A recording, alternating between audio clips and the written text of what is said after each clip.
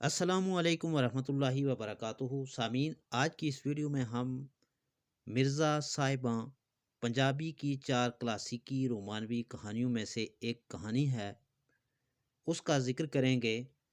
लेकिन इस सारी तफसीलात में जाने से कबल आपसे गुजारिश है कि अगर आप हमारे यूट्यूब चैनल पर नए हैं तो इसे ज़रूर सब्सक्राइब कर लें ताकि हमारी हर नई आने वाली वीडियो का नोटिफिकेशन आपको मिल सके।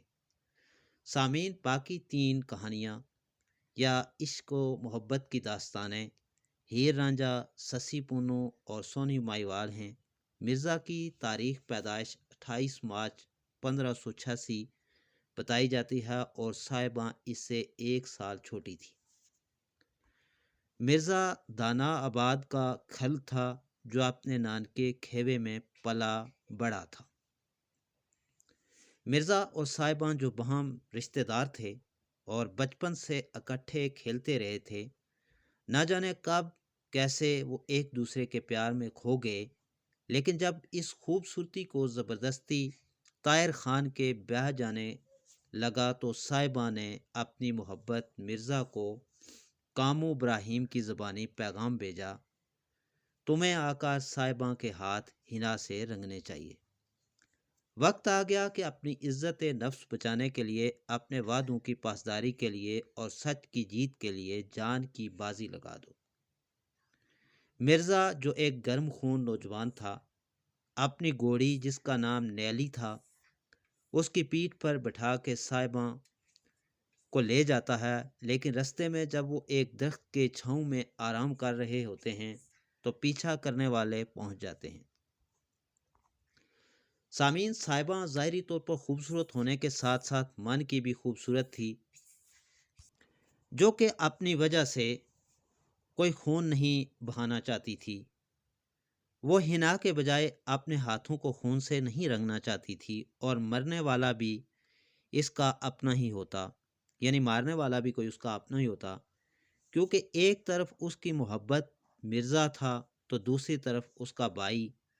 वो जानती थी कि मिर्ज़ा का निशाना ख़ता नहीं जाता और अगर मिर्ज़ा निशाना लेगा तो निशाना बनने वाला उसका अपना भाई ही होगा। भाई पर एतमाद उसको एक बहुत बड़ी गलती करने पर मजबूर करता है। वो समझती है कि उसका भाई उस पर तरस खाएगा और उनको माफ़ करके गले लगा लेगा। इस ख्याल से वो मिर्ज़ा को जगाने से पहले उसका तीर कमान हटा देती है, लेकिन भाई उसकी सोच के बरक्स मिर्ज़ा पर हमला कर देता है और मिर्ज़ा को मार देता है। साहिबा ये बर्दाश्त नहीं कर सकती और तलवार लेकर खुदकशी कर लेती है। सामीन, पंजाब की लोक दास्तानों में से मिर्ज़ा साहिबा को एक ख़ास मकाम हासिल है। तारीख दान मियाँ नूर मोहम्मद चेला की लिखी गई किताब तारीख़ जंग स्याला के मुताबिक मिर्ज़ा साहिबा का तल्लक हीर की 11वीं पुश्त से था। जंग के नवाही मौज़े सत्याना की बुनियाद रखने वाले सत्ती खान के यहाँ बेटे खेवा खान यानी साहिबा का बाप उसकी पैदाइश हुई, जिसके 3 माह बाद उसकी बीवी वफात पा गई। अकलौते बच्चे की परवरिश के लिए वार्ड सलेमान से मिड़हल ख़ानदान की खातून नूर बीबी को बुलाया गया, जिसने अपनी बच्ची फ़तेह बीबी मिर्ज़ा की माँ के साथ खेवा खान को भी दूध पिलाया और ये दोनों दूध शरीक बहन भाई बन गए। सयाल सरदार सोम गाजी खान ने मौजूदा खेवा की बुनियाद रखने पर सरदार खेवा को खान के खिताब से नवाजा। फतेह बीबी ने जब ये सुना कि उसका दूध शरीक भाई एक सरदार बन गया है तो उसने अपने कम उम्र बेटे मिर्ज़ा को उसके पास तालीम और तरबियत के लिए भेज दिया। यूँ मिर्ज़ा और साहिबा एक मदरसे में तालीम हासिल करने लगे और कम उम्री से ही एक दूसरे को पसंद करने लगे।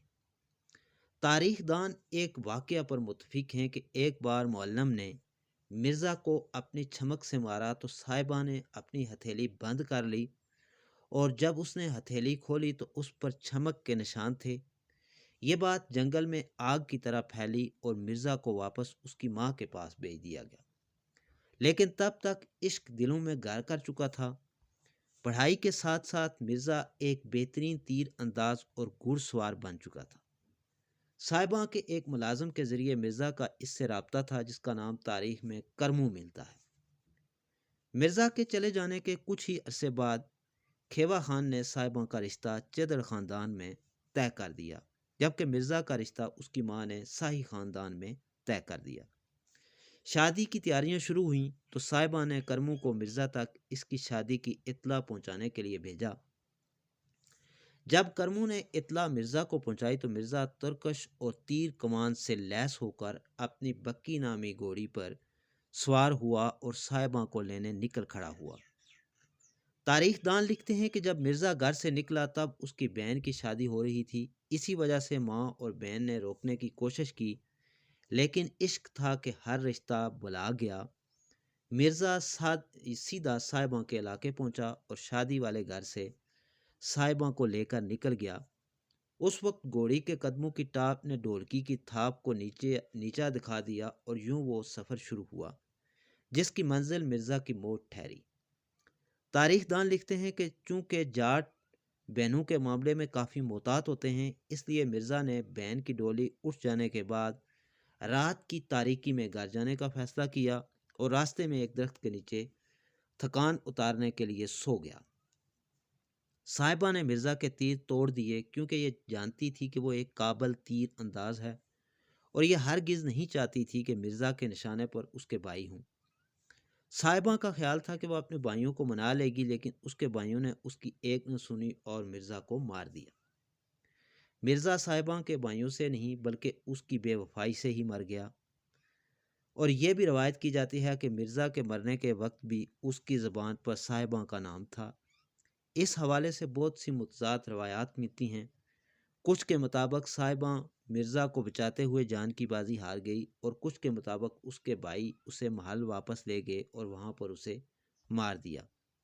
اس موقع پر پیروں کی نظم کے یہ الفاظ پڑھنے والوں کے دل میں اتر جاتے ہیں، جو کہتا ہے کہ مندہ کی توئی صاحبہ میرا ترکش ٹنگی او، جنڈ سر تو منڈا سا اڈ گیا، گل وچ پیندی چنڈ باج براواں، جٹ ماریا کوئی نہ مرزے دے سنگ جٹائی ہو۔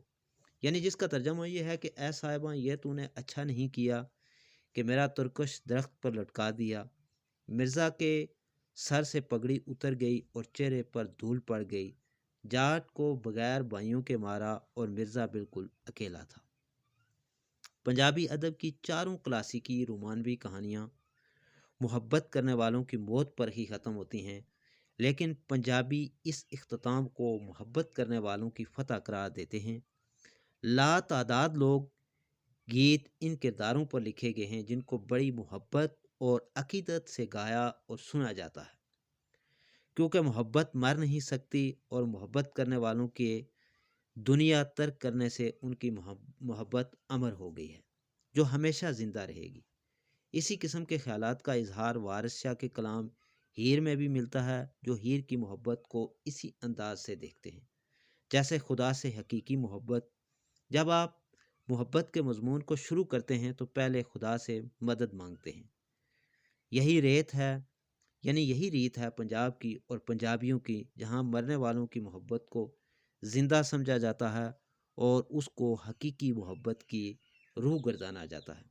جیسا کہ ہر معاشرے میں اخلاقیات کی جانچ کے دو معیار ہوتے ہیں، ایسے ہی پنجابی معاشرے میں بھی ہر چیز کو دو زاویوں سے دیکھا جاتا ہے، ایک انتہائی نزدیک سے اور دوسرا ذرا فاصلے سے، جہاں ایک طرف تو اخلاقی اقدار ہیر کو زہر کھانے پر مجبور کرتی ہیں اور دوسری طرف اس کے مزار پر چڑھائے جاتے ہیں اور دعائیں مانگی جاتی ہیں۔ سسی، ہیر، سونی، صاحبہ اور ان جیسے بے شمار دوسرے لوگوں نے اس دوغلے معیار کے خلاف جنگ کی، اور پنجابی ادب اور تہذیب ان کی عظمت کے گیت گاتے ہیں۔